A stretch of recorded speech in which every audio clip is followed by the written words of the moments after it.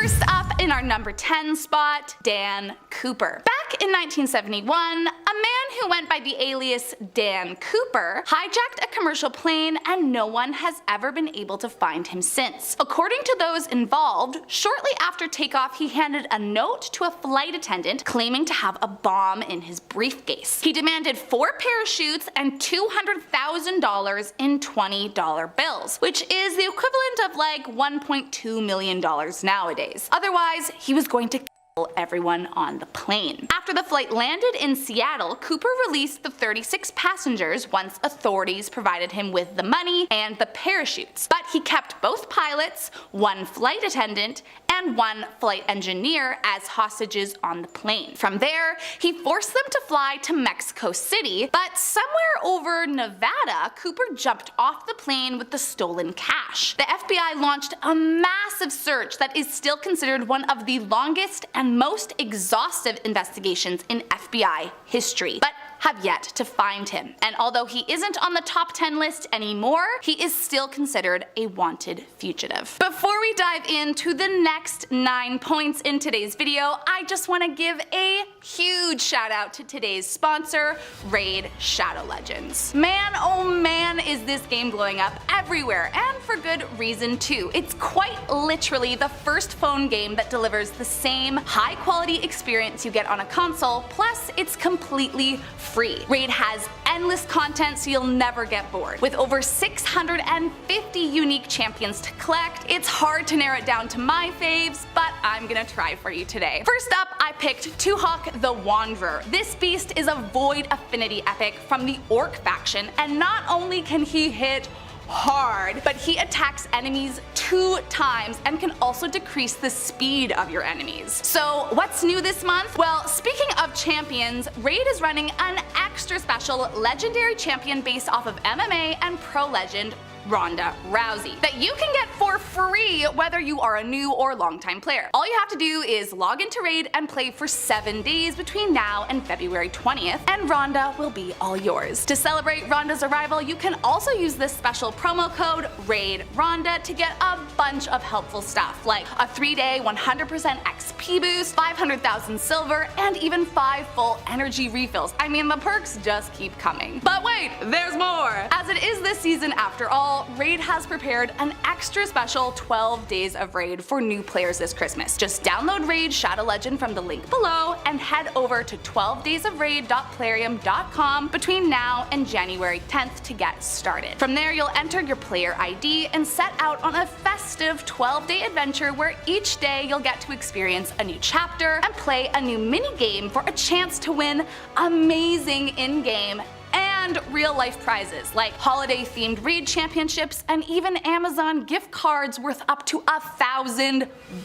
And existing Raid players, I know what you're thinking. Where are your prizes? But don't you worry, I've got you covered. Just head over to 12daysofraid.plarium.com and you can find a special holiday promo code that everyone can use for a festive gift. If you haven't started playing Raid yet, what are you waiting for? You can click the link in the description below or scan my QR code here on the screen to get unique bonuses worth $30. We're talking a free epic champion Ana, 200,000 silver, 1 energy refill, and 1 XP boost, and 1 ancient shard so you can summon awesome champions as soon as you get in the game. And all this treasure will be waiting for you right here. Coming in at number 9, Route 29 Stalker. One cursed area in the state of Virginia, known as Route 29, has unfortunately become notorious due to the number of women who have seemingly vanished there. The first victim of Larry Breeden, or at least that was his alias, was a woman named Alicia Reynolds. She had been seen driving down Route 29 to go shopping with her mother in a nearby town, but never arrived at the mall. Shortly after, another 20 or so women came forward to tell the cops that a creep had tried approaching them, trying to get them to pull over their cars on the country road, attempting to convince them that something was wrong with their cars and that he wanted to help. Shortly after, 3 more women were found dead on the road. Then after a strange 13-year gap in crimes, another 5 women disappeared between 2009 and 2014. To this day, the case of the Route 29 stalker has never been solved, and while there have been a few suspects over the years, no one has been convicted for the crimes. Whoever hurt these women walks free, and authorities are still on the hunt for the perp. Next up at number 8, Bhadresh Kumar Patel. Wanted by the FBI since 2015, Patel could be hiding anywhere. His arrest came, as I said, back in 2015 when he was charged for taking his wife's life. Allegedly, the perp struck her multiple times with a kitchen utensil while the two were working at a donut shop, and then cameras caught him fleeing the scene after the incident. His charges are currently first and second degree assault and a dangerous weapon with intent to injure. The FBI has reason to believe he's fled the country, as apparently his visa expired right before he killed his wife, and there is currently a $100,000 price on his head for anyone with information to his whereabouts. Let's just hope they find him soon. Coming in at number 7, Arnaldo Jimenez. Most people have a romantic honeymoon. At least that's sort of the assumption. But Mr. Arnaldo Jimenez here seemed to have a different plan in mind. Back in 2012, the day after marrying his wife, who, to make matters worse, he already had a family with, Jimenez took her out with some friends to a club. Apparently the couple left around 4 a.m. from the club, and from there, for whatever reason, Jimenez took her life. His wife was stabbed to death in the back of his car before being dragged into the bathroom tub of her apartment and abandoned. Obviously, this creep was charged and a warrant went out for his arrest, and although authorities have reason to believe he may have fled back to Mexico, they haven't actually been able to track him down. To this day, he remains on the FBI's most wanted with a $100,000 reward for his capture. Next up at number 6, Ruja Ignatova. Maybe it's just me, but a lot of the time when you hear con artists, you tend to think like a slimy person preying on the old and vulnerable through some weird email contest or something. But Ignatova had a different kind of clientele base she was looking to rip off: investors. Currently wanted for participation in a large-scale fraud scheme that involved her defrauding billions of dollars from investors all over the world, Ignatova began her Ponzi scheme back in 2014. It all started with her MLM called Bitcoin, but from there she moved on to bigger names with deeper pockets. In 2014, she founded OneCoin Limited, which was a Bulgaria-based company that marketed cryptocurrency. But behind the scenes, she was making false statements about the company in order to solicit investments. Later in 2019, her brother came forward admitting it was a money laundering front, but by then, Ignatova had already disappeared. Allegedly, during its active years, OneCoin is believed to have defrauded victims out of more than $4 billion. And not only is she on the FBI's most wanted, but she made her way onto the Interpol's most wanted and has a price on her head for anyone with more information. Coming in at number 5, Alejandro Castillo. Once again, another one of the FBI's most wanted. This criminal has been hiding out since 2016. 6 years ago, Castillo texted his co-worker Sandy Lee, who apparently he had briefly dated prior, saying that he wanted to repay her the money she had loaned him. So under the guise of getting her money back, Lee agreed to meet up with him. But here's where it gets twisty. Castillo had a new girlfriend at the time named Amia Feaster, and the afternoon of the incident, he was picked up by her and she drove the pair to the meet-up. Although the full details of the crimes aren't confirmed, it's believed Castillo, instead of giving Lee her money back, held her at gunpoint while forcing her to withdraw all the money she had from a nearby ATM, which was about $1,000. Investigators think Castillo then drove Lee into the woods and took her life before dumping the body into a ravine. From there, Castillo and his current girlfriend Feaster fled in his Toyota Corolla to Mexico. Since then, he hasn't been seen, but his girlfriend turned herself in 2016, confirming they'd been living with Castillo's cousins when they were in hiding. The FBI hasn't been able to track him down just yet, but they do think he remains in Mexico to this day. Jose Rodolfo Variel Hernandez, also sometimes referred to as El Gato, this criminal is one of the newer additions to the FBI's most wanted list, having been just added 2 years ago in 2020. But he may be one of the scarier ones yet. A warrant for his arrest was issued back in June of 2018 when El Gato was accused of having involvement with interstate stalking, as well as hiring 2 men to assassinate a man named Guerrero back in 2013. Allegedly, the two men hired to track down Guerrero and his wife attempted to shoot them down. Guerrero unfortunately did not make it past the attack, but luckily his wife escaped unharmed. The craziest part of all of this is that allegedly Guerrero's sister, after the attack, took revenge on El Gato by having one of his relatives beheaded, which to me sounds like they might have pissed off the wrong people. Currently, the FBI is not sure exactly where El Gato is hiding, but the search continues, with $1 million being the price for anyone who's able to track him down. Next up at number 3, Eugene K. Palmer. Back in 2012, Eugene Palmer was the neighbor to his son and daughter-in-law John and Tammy Palmer. Now, not only was Eugene their neighbor, but he also owned the property that the couple and their family lived on. After some time together, John and Tammy's relationship started to go south, and after the pair separated and began seeing other people, Tammy issued a restraining order against her ex, John. On top of the restraining order, Tammy threatened divorce and to sue for the land belonging to Eugene, and all of this began quite the feud between the two. A few days later, Tammy and Eugene had a very heated argument, and then on September 24th, 2012, Eugene took her life. Allegedly, he shot her 3 times before fleeing the scene in his pickup truck, which was later found abandoned near a park. Now, Eugene was quite the woodsman, so it's believed he fled into the woods, and despite multiple searches, he has never been found. Coming in at number 2, Hazel Leota Head. Back in 1998, under the false name of Deanna Ray, Head conned her way into the heart of an old widower named James Barker. Now, according to the authorities, Head was a drifter who hitchhiked around the country looking for lonely men to latch onto so she could drain their bank accounts before abandoning them high and dry. Charles Barker was a depressed and lonely man after losing his wife, and when he met Deanna, he immediately fell smitten with the con artist.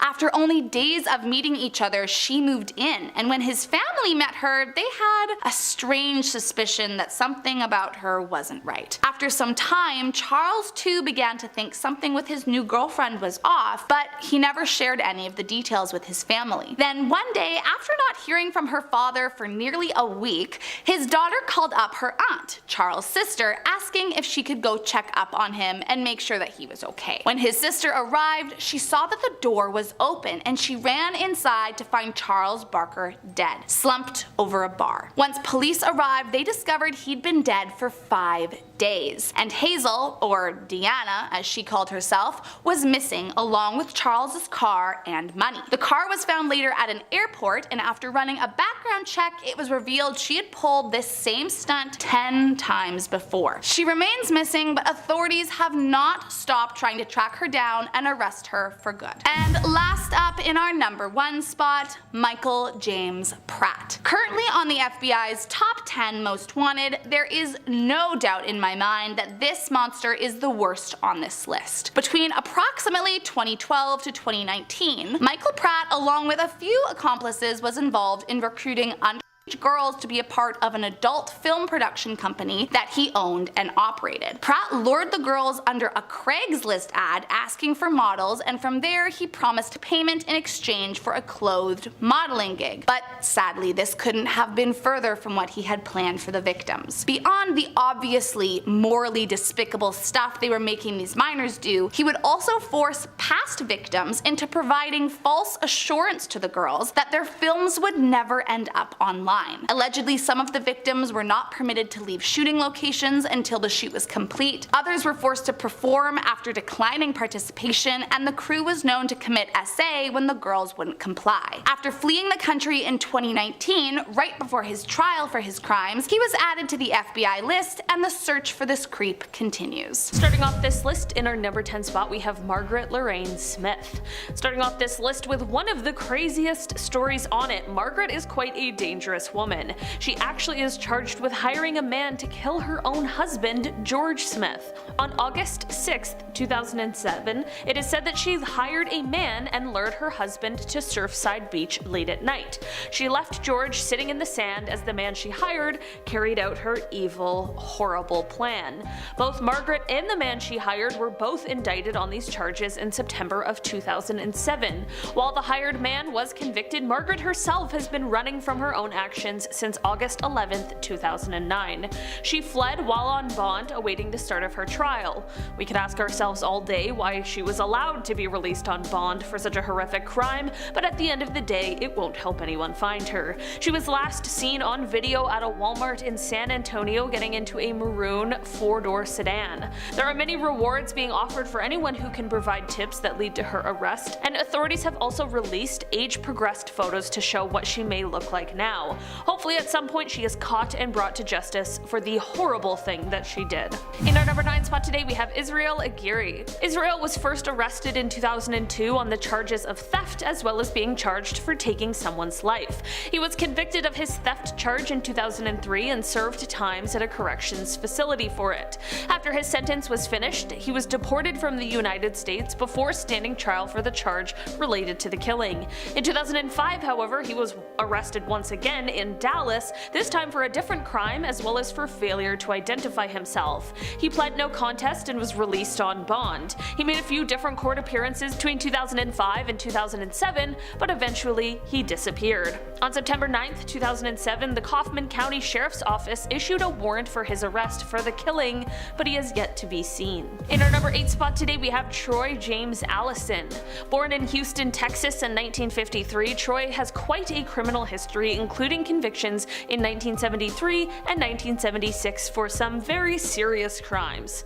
In 1977, he was convicted of a horrifying crime following an incident involving a 22-year-old female. For this, he received a 75-year sentence, which he served up until he was paroled in 2003. Since 2004, however, he has been on the run. He was last seen in the Lufkin area, but is still wanted for his parole violation as well as failing to comply with orders to register as a sex offender. The Most Wanted website lists his past employment history, as he's had jobs as a pipe fitter, welder, and a meat cutter. In our number 7 spot today we have the Phantom Killer.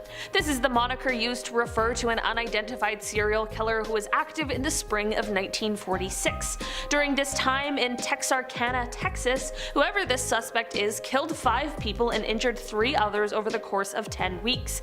Many people call this series of crimes the Texarkana Moonlight Killings, and despite best efforts, no one has been able to solve the crimes. Basically, the MO of these incidents involved young couples who had parked their cars on the secluded Lover's Lane at night, and they were the primary targets. The first couple who encountered this monster thankfully survived their attack, and they were able to provide a description which involved the assailant wearing a white sack over his head with holes cut out for the eyes.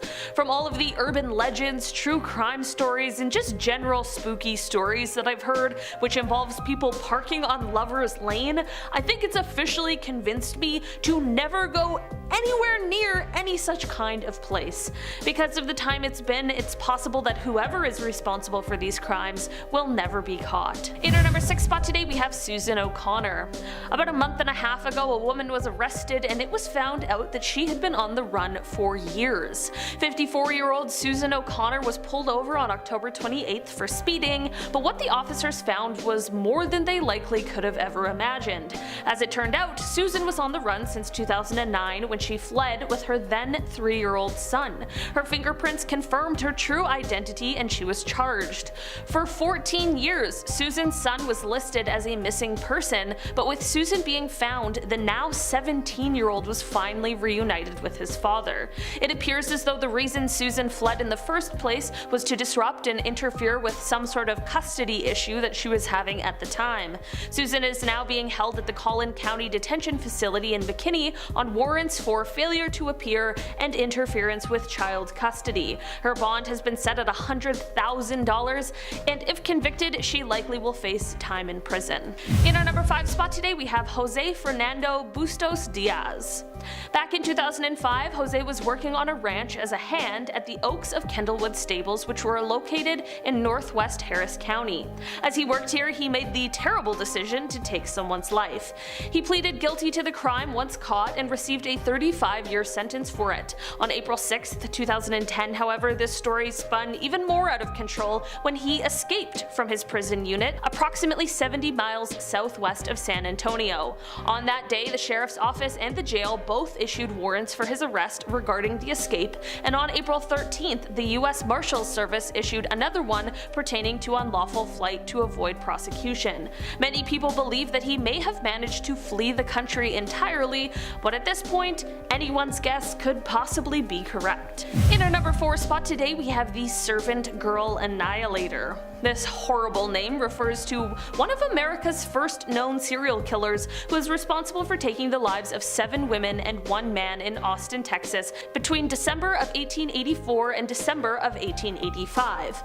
All of the victims in this case were members of staff who had either been killed as they slept or dragged out of their beds and killed outside of their homes. There was even one night on December 24th, 1885 where this person took 3 lives in one night. That is horrifying.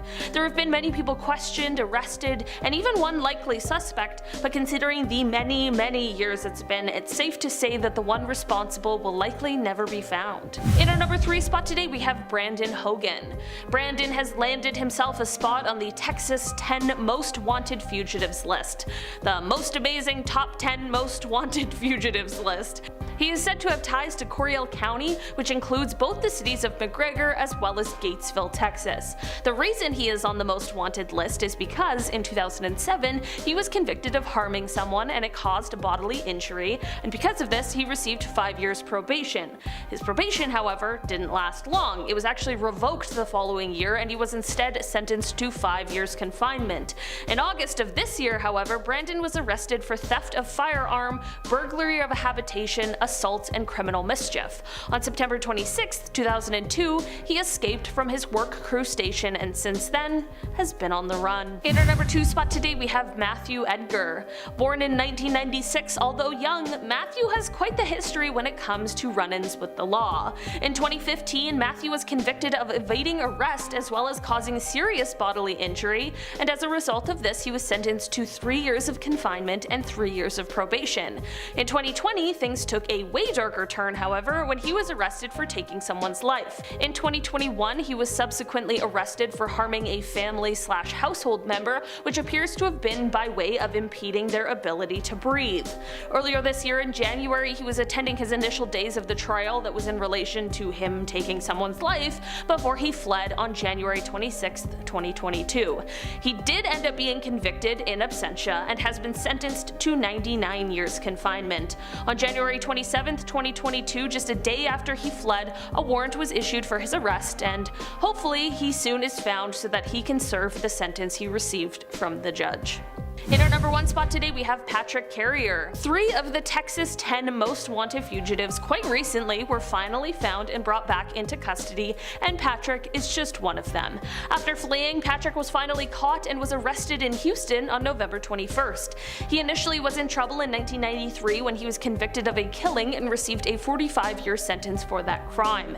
In 2013, he was convicted again for possession of an illicit substance and was sentenced to 6 months confinement, but was released on parole in October of 2020. This turned out to be a mistake, however, as he totally disappeared, completely violating the terms of his parole, and with a violent history, that is a major cause for concern. At the beginning of 2021, in January, the Texas Board of Pardons and Paroles issued a warrant for his arrest for a parole violation, and then in March, just a few months later, the Harris County Sheriff's Office issued a warrant for his arrest for aggravated assault with a deadly weapon.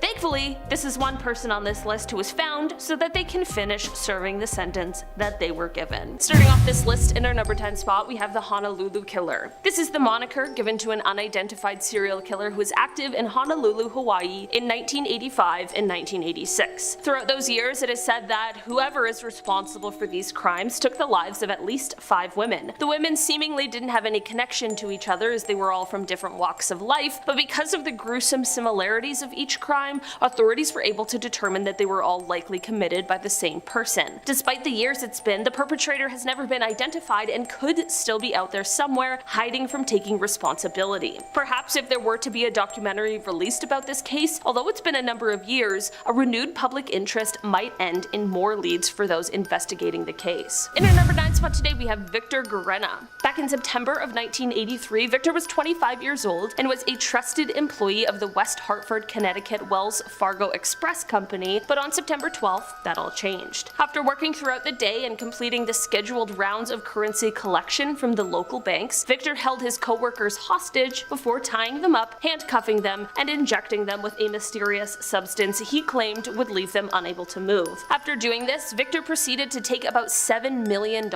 which was one of the largest cash robberies in US history at the time. His co-workers were later able to get themselves untied and they called the authorities, but by that time, Victor was gone. They found his car, but it had been abandoned, and of course, the money was gone. They later found out that Victor was part of a larger group who had orchestrated this entire thing, and they also found out that part of the money was used to purchase a surface-to-air missile that was later launched at FBI headquarters in San Juan, Puerto Rico. Thankfully, it turned out to be a huge waste of money because it did little damage, and fortunately, no one was injured. 2 years later, there were 14 people who were arrested in Puerto Rico, Massachusetts, and Texas as they were found to be involved in the entire operation, but Victor once again escaped capture and has not been seen since. This case is honestly just a crazy story. I could have been convinced that this was the plot of a heist movie and not a real-life scenario. In our number 8 spot today, we have Arthur Shawcross. This man is also known as the Genesee River Killer, and his crime spree began in 1972, and Arthur was sure to commit some of the worst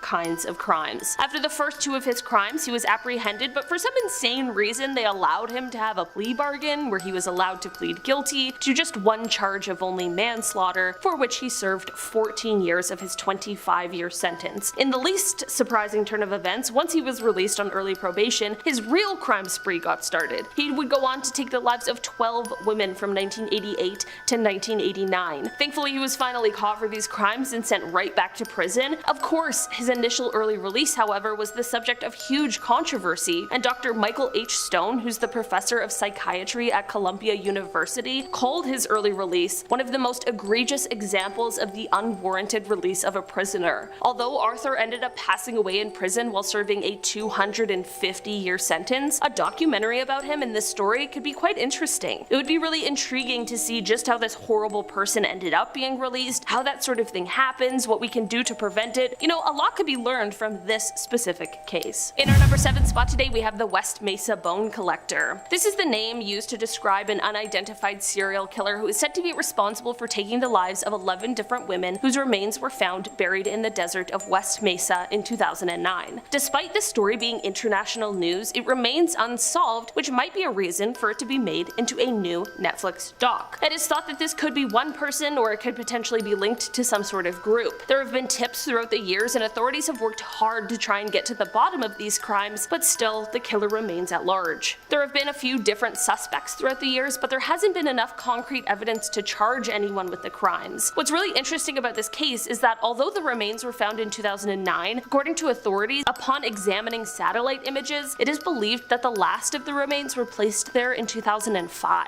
In our number 6 spot today, we have Joanna Dennehy. This is the person responsible for a series of killings and attacks that took place in March 2013. Joanna is a very cold and heartless person and has, on many occasions, been said to laugh at her crimes and the lives she took, even still behind bars where she will be forever. After the first of her crimes, authorities launched a manhunt for her, and they used CCTV footage to help track her down. She was finally caught after attacking 2 dog walkers who, thanks to immediate medical intervention, were able to survive. There are many things about this story that make it exceptionally chilling, and it seems as though most people Joanna encounters are left with quite an impression of what a horrible person she is. On the day she was sentenced, it is reported that the judge, Mr. Justice Spencer, said, quote, "Although you pleaded guilty, you've made it quite clear you have no remorse." He went on to say, quote, "You are a cruel, calculating, selfish, and manipulative serial killer." After this, he sentenced her to a whole life order, or life in prison without parole, and it is said that she smiled and laughed at this. Since her time in prison, she is said to have planned escape attempts that involved the killing of a prison guard and other terrifying ideas. This story is just so full of evil and terrible that, although awful to tell, would would be crazy to watch. In our number 5 spot today, we have Monica Witt. Monica is a former United States Air Force technical sergeant as well as a defense contractor who has been on the run since 2018. Despite her high-ranking position and high security clearance, she is on the run because she defected to Iran in 2013. It is said that from 2013 up until she was found out, she was using her position in order to spy on the United States and relay that information back to the group she was working for. She used different fake Facebook accounts, and it is said that the information she gave included the classified true name and counterintelligence activities of a US intelligence operative. This is of course a problem regardless of how important this operative was, but it is said that this information she shared had the potential to cause serious damage to the United States national security. It truly is an absolutely wild story, and Monica is still out there on the run,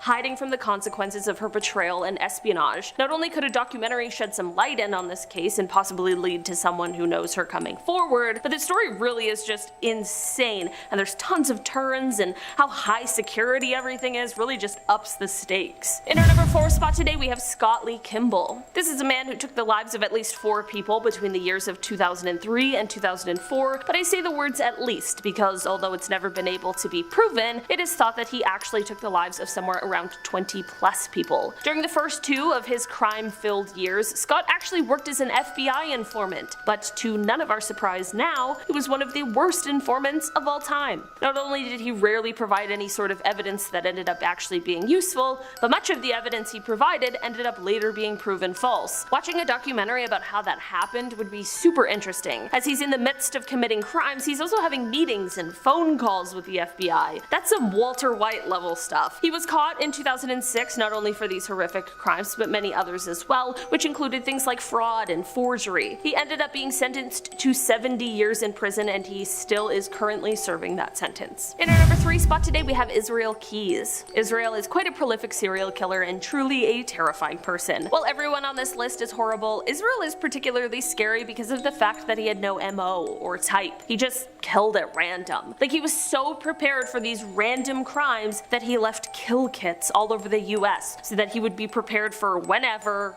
whoever he chose crossed his path. It isn't quite clear how many of these crimes he committed, and many missing persons reports that are still open could potentially be linked to him. It is said that Israel had a sort of admiration and obsession with other prolific serial killers like Ted Bundy or Robert Hansen. He even said, quote, "I probably know every single serial killer that's ever been written about. It's kind of a hobby of mine." I don't know, taking true crime a little too seriously. In March of 2012, Israel was finally apprehended and was to stand trial for his crimes, but unfortunately while awaiting trial he went on to take his own life. He left behind a note and a drawing of 11 skulls, which led authorities to believe that this may be the number of victims he had. This is just one of the most terrifying true crime stories and would definitely make for quite a horrifying documentary. In our number 2 spot today, we had the vending machine killer. In 1985 in Hiroshima, there were 12 people who passed away and 35 people who were seriously injured from being poisoned with a chemical herbicide. When this string of poisonings were investigated, authorities realized that they all had one thing in common, and that was the fact that they had all had the same drink shortly before falling ill. So around the time of this whole thing, there was a company that had launched a marketing campaign where they gave a free drink with every purchase that was made from a vending machine. When people didn't want their free drink, they would leave it on top of the vending machine for the next person who came along, which is super nice and thoughtful and kind, and of course that means that some horrible person out there had to ruin it for everyone. So as it turns out, someone was taking these drinks, lacing them with poison, and then leaving them on top of the machines for some random stranger to come around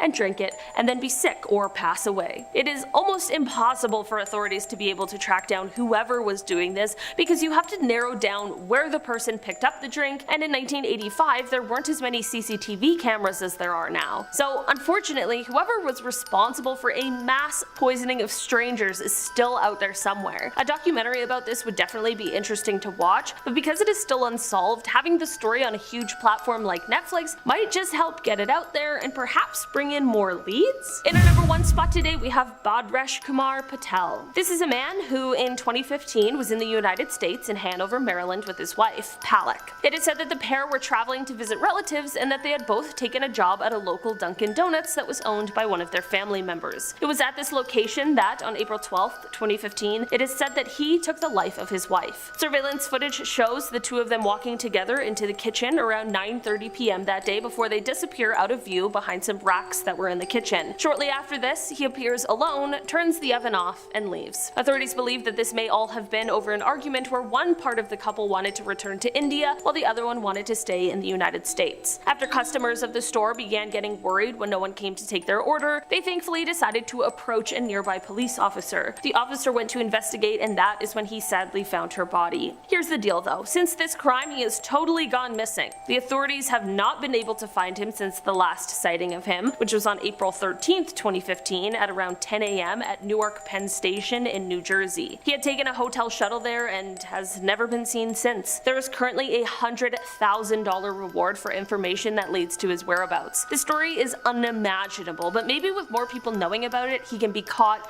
and finally brought to the justice that he deserves. Starting off this list, in our number 10 spot, we have Derrick L. Frierson. The information put out by authorities regarding this case states that the crime in question took place in 2015 on a night after the suspect had been drinking at a bar in the downtown Orlando area. After having a few too many, he apparently entered his vehicle to drive out of the downtown area. Already bad for sure. The report continues on that he struck the rear of a vehicle which was stopped for a red light at the intersection of East Colonial Drive and North Mills Avenue. When he impacted, it is said that his car was traveling at 55 miles per hour, which is 88.5 kilometers per hour, and that it made no attempts to avoid the crash. This crash caused the death of one person in the vehicle that was sitting at the red light, along with another one of the passengers to become paralyzed from the waist down, while the other 3 in the vehicle all sustained other injuries as well. Derrick was found to have had a blood alcohol level of 0.215 that night, which is over 2.5 times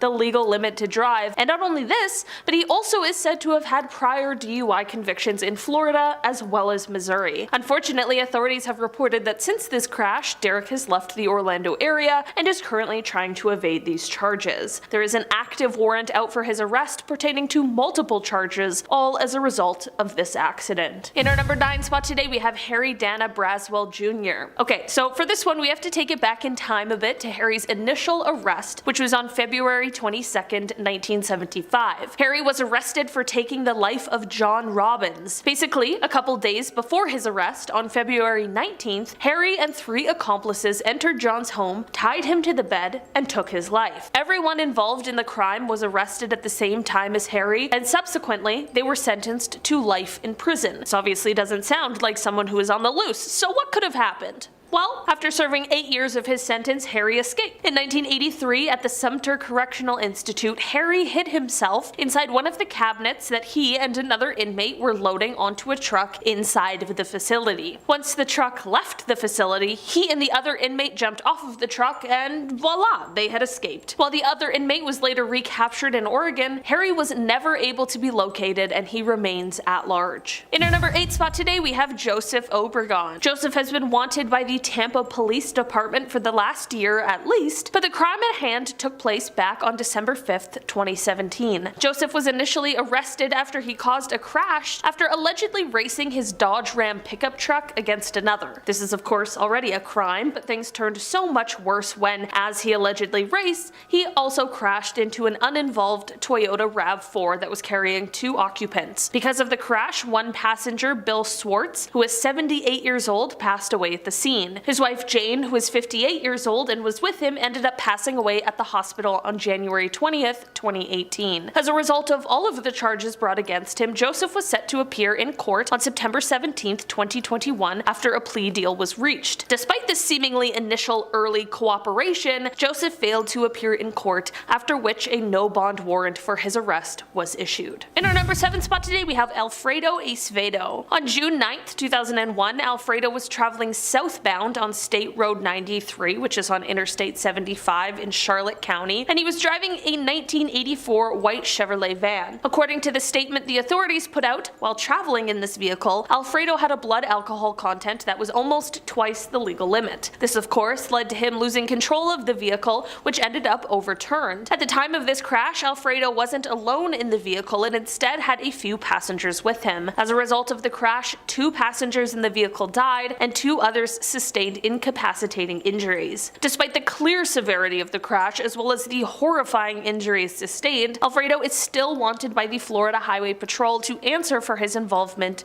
in this crash. In our number 6 spot today, we have Gaspar de Gaspar. On February 3rd, 2015, Gaspar was traveling in a 1996 yellow Thomas passenger bus when he pulled into the Marathon gas station in Indiantown. This small community was shocked that day for what transpired next. As Gaspar was backing the bus into the parking lot, there were 2 men sitting on a bench in front of the station. For reasons that no one is exactly sure of yet, the bus didn't stop and instead ended up striking both men, leaving one pinned between the station and the bus. Unfortunately, this led to the man passing away at the scene. Gaspar is said to have exited the bus after this horrific moment, but instead of sticking around, he apparently fled the scene. Others have identified him as being from the town, but no one is entirely sure where he went. There is an active arrest warrant out for him for a hit and run. In our number 5 spot today, we have Uriel Aguilar. The incident involving this man is said to have taken place on June 26, 2008, when Uriel ran into another man named Pedro Trevino at the Prime supermarket in Mulberry, Florida. The men knew each other because they were co-workers, and there was a bit of a rocky history there because it is said that they had prior altercations with one another. Authorities reported that as Uriel and his brother were leaving the store, Pedro approached them and challenged Uriel to a fight. Uriel agreed to the fight, and when he went to meet Pedro in the parking lot for it, he also brought a weapon along with him. The two began fighting, and this is when Uriel used this weapon against Pedro, which ended up taking his life. After the fight, authorities claimed that Uriel fled the scene and was last seen in the area of Sparkman Road in Plant City before disappearing. Uriel still has an active warrant for this crime. In our number 4 spot today, we have Agustin Lara-Nonez. Agustin is another one of those people who caused an accident and decided to flee the scene, fleeing the consequences of their own actions. On October 22nd, 2006, he was driving a 2006 silver Ford truck westbound on State Road 82. As he traveled, he encountered the scene of a prior crash that unfortunately involved a fatality. As a result of this previous crash and the investigation that needed to take place, there was a Lee County deputy who had positioned her marked patrol car facing south in the westbound lane with emergency lights activated, and a detour to avoid this accident had been set up. Like I mentioned, Agustin ended up allegedly coming across it, so it's clear that he wasn't paying attention or just flat out ignored the detour. This ended in the front of his vehicle striking the deputy's vehicle, which sadly ended in fatality for the officer. As a result of this crash, Agustin was charged with DUI involving death, and of course a felony arrest warrant was put out, but despite this, he has yet to be located and brought to justice. It is currently believed that he likely fled the country, but authorities are still on the lookout should he ever try and return to the United States. In our number 3 spot today, we have Jose Arturo Palomino. On February 28, 2009, Jose was driving south of Sample Road in Pompano Beach on I-95 southbound in a 1996 silver Mitsubishi Eclipse. During this time driving, Jose ended up striking and killing a 23-year-old woman who was standing next to her vehicle on the shoulder of the roadway. This is of course tragic, and unfortunately accidents do happen, but it's what happened next that turns this into an even bigger thing. Jose is said to have chosen to leave the scene of the crime. He fled the scene of the accident and later abandoned the car that he was in a field. Turns out that the car he was driving wasn't even his, as he took to calling the owner, explaining that it had been in an accident and that he was sorry for taking it without permission. Despite the time it's been, however, authorities have been unable to locate Jose in order to arrest him on the warrant of leaving the scene of a crash involving a death. Authorities believe it is highly possible that he has since left the country. In our number 2 spot today, we have Victor Hernandez. Victor has been on the run since 2018 as he is wanted for taking someone's life. On March 11th, 2018, it is said that Victor killed another man by the name of Luis L. Herrera Kindlin. This crime took place in Miami, and since the incident, Victor hasn't been found.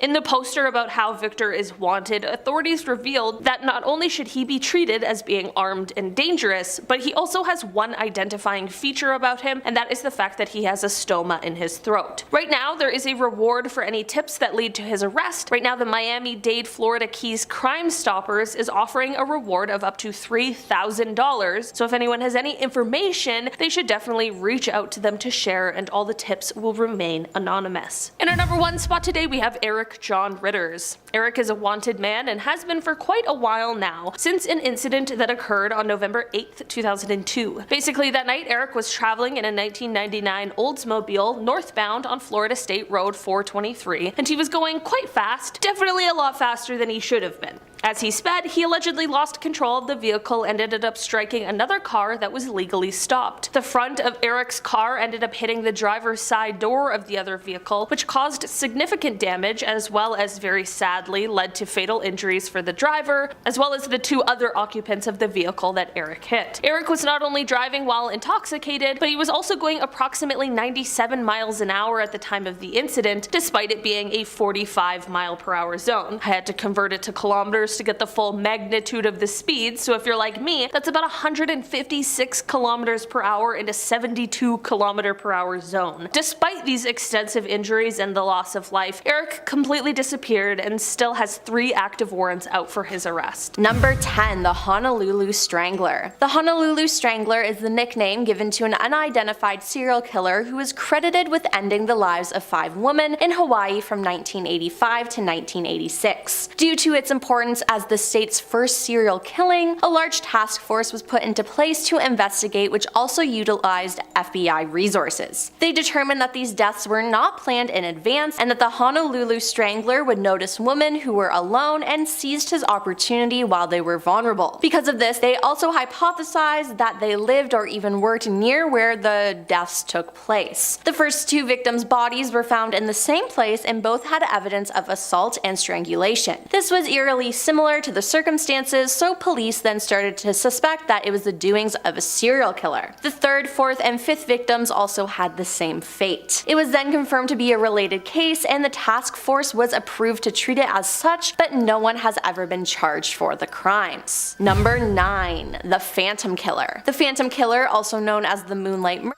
plagued Texarkana in 1946. It remains unsolved today, mostly because each attack happened after dusk and most victims were young people parked in lovers' lanes. On February 22, 1946 at midnight, lovers Jimmy Hollis and Mary Jean Lowry were assaulted in their car. Both survived, and Mary was able to describe their attacker to the police, a man in a white mask with cutout holes for his mouth and eyes. The next couple, though, was not so lucky. Over the course of 10 weeks, the Phantom Killer, as he was nicknamed, would slay a total of 5 and severely injure 3. Terrified residents scampered home before curfew each night as authorities on both the Arkansas and Texas side struggled to identify the elusive killer, but they never did. Number 8. Santa Rosa Hitchhiker Killer. The Santa Rosa Hitchhiker Killer remains some of the Bay Area's most baffling unsolved crimes. At least 7 women's lives were ended in the span of a few years in 1972 and 1973. As the name suggests, hitchhikers were victims in the Sonoma County and Santa Rosa of the North Bay area of California. All the victims were found nude in rural areas near steep embankments or in creek beds near roads. In 1975, the FBI issued a report stating that 14 unsolved homicides between 1972 and 1974 were committed by the same perpetrator. So in total, it seems like this person was responsible for at least 20 deaths. There were 6 suspects: the Zodiac Killer, Arthur Lee Allen, Ted Bundy, Frederick Manali, the Hillside Stranglers of Los Angeles, and Jack Boken, but none of these men have been proven to be responsible. Number 7. The Wednesday Strangler. The Wednesday Strangler is an unidentified Japanese serial killer responsible for the deaths of 7 women in Saga Prefecture from 1975 and 1989. The nickname comes from the fact that 6 of the victims disappeared on a Wednesday. Between 1975 and 1989, these deaths occurred within a 20-kilometer radius of the Saga Prefecture. All the women had the following characteristics. In 6 of the 7 cases, the victims disappeared on a Wednesday, they vanished during the evening or night hours, and 5 of the deaths were due to strangulation. The remaining 2 were skeletonized, and the cause of death couldn't be determined. For the 4th case, the statute of limitations expired, because of which the investigating agency couldn't prosecute the criminal. The remaining 3 were indicted, but were acquitted during the trial, and all 7 of the deaths remain unsolved. Number 6.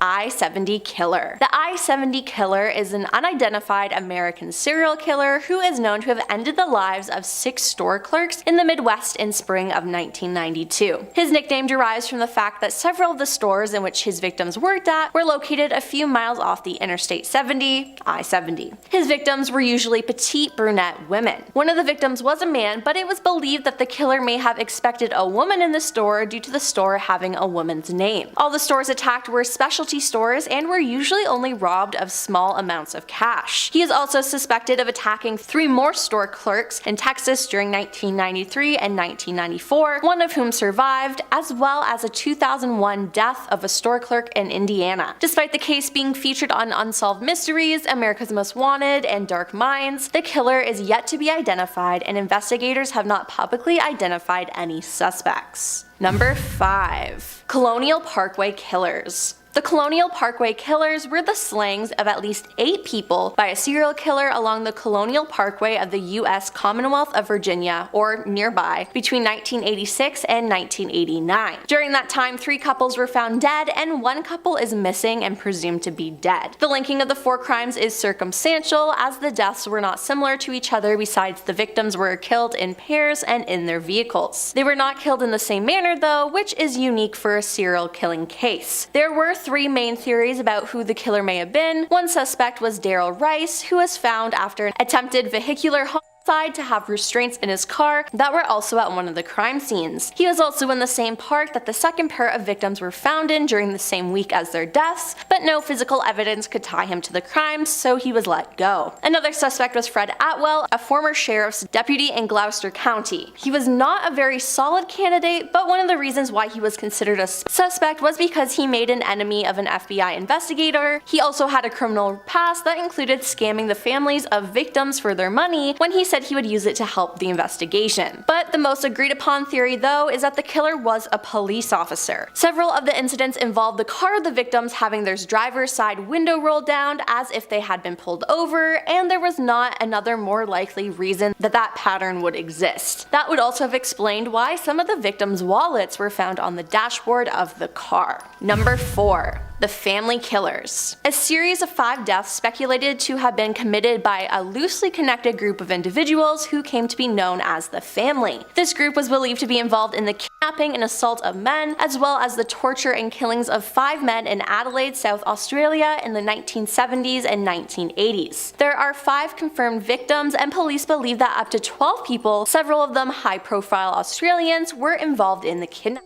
The suspects and their associates were linked mainly by their shared habits of actively having sought out males for sex, sometimes drugging and assaulting their victims. Von Enium was convicted in 1984 of the death of one victim, Richard Dallas Kelvin, and was sentenced to life imprisonment. It was suggested that Von Enium was responsible for others' deaths as well, as he was also one of the last people seen with a 4th victim following his abduction. Apart from Von Enium, 3 other core members are thought to be directly involved in the deaths. While DNA testing recommenced in 2008, no further charges have been laid. A cold case review was opened in March 2008 with a $1 million reward available for anyone who provided information leading to a conviction. The reward also carried an offer of immunity to accomplices dependent on their level of involvement. The cold case review was completed in November 2010 with no charges being laid against any of the 3 key suspects. Number 3. Eastbound Strangler. The Eastbound Strangler is an unidentified serial killer believed to be responsible for the deaths of 4 women near Atlantic City, New Jersey in 2006. The investigation began when 4 bodies were found in a drainage ditch in November of 2006. This ditch was in a relatively hidden area behind a motel, described as one of the worst in the area, so not many people were ever nearby.